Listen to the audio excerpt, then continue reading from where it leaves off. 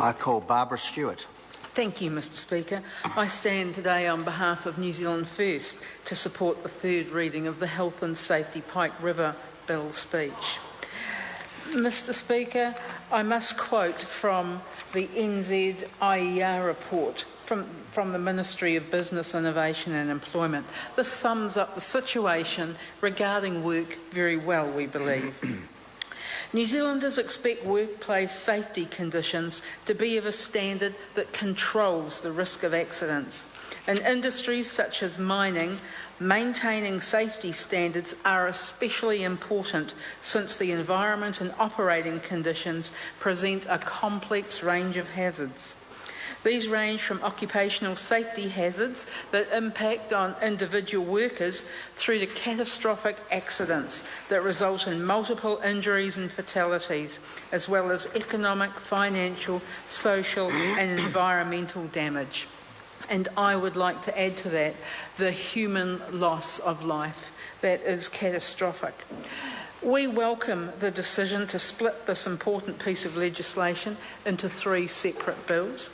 This is a move which actually acknowledges that the Pike River mine tragedy was not caused by a single transgression, but a multitude of factors, all of which require attention. It is a move which will allow for each of these very important sections to get the attention that's needed to implement changes with the level of detail that is required. In some ways, it is an acknowledgement of the mistakes and taking some action. Like others in this House, we would have liked to have seen more firm action, but this is a start. While none of these bills will make up for the Pike River tragedy, we hope that the family and friends of those lost are able to take some comfort in seeing some action taken to prevent future occurrences and minimise danger in the future. This bill is long overdue. It is essentially practical and it makes significant changes. It is a very necessary piece of legislation. The WorkSafe New Zealand Bill is setting up the centralised agency, and as we have said, this is long overdue. This agency needs to take a strong leadership role in order to protect our workers in New Zealand.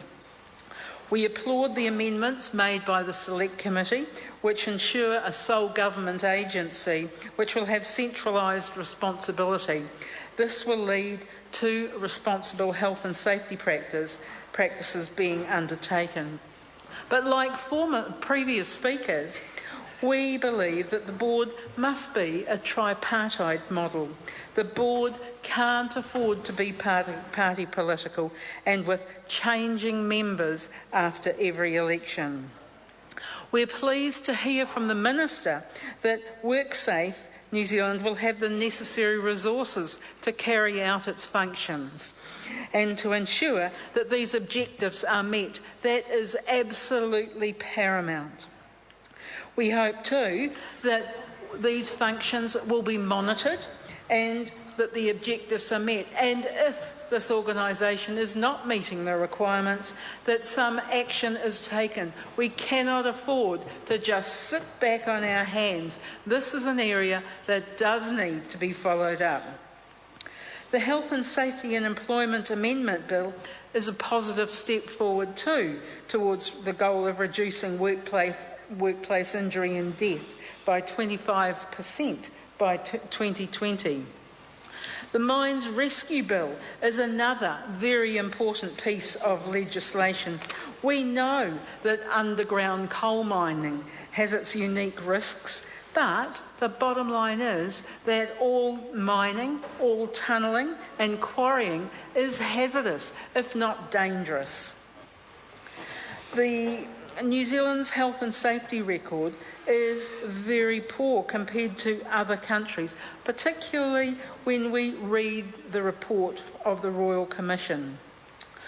What makes our appalling safety record worse is that quite often we don't learn from mistakes that have occurred in the past.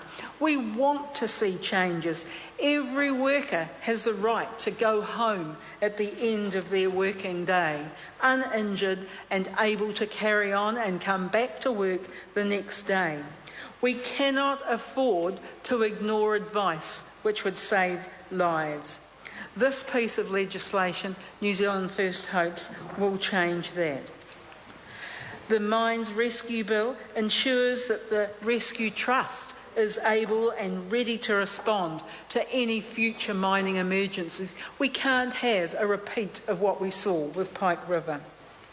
In closing, I would like to thank the people who worked on the Royal Commission's report and the members of the Transport and Industrial Relations Select Committee. The final legislation that is presented here today reflects the hard work and the commitment that has gone into ensuring we have a bill which is going to make a significant difference to our mining sector. We want and need that difference. This bill will be good for mining in New Zealand and for workplaces in general. I'd like to once again pay our respects to the families and the friends who lost loved ones in the Pike River tragedy. So, Mr. Speaker, New Zealand First supports the passing of this bill, which we believe is a much needed step towards recognising the health and safety needs within this industry. Mr. Speaker. Chris Ockenvold.